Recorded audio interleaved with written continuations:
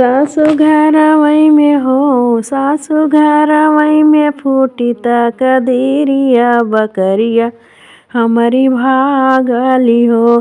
सासु घरवई में हो, सासु घरवई में फूटी गई तकदीरिया बकरिया हमारी भागली हो।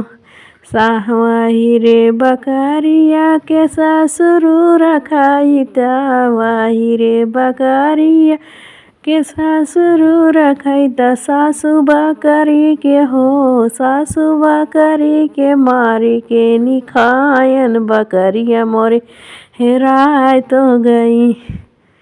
सासु बकरी के हो, सासु बकरी के मारी के जखायन बकरिया मोर हेराय न गईन।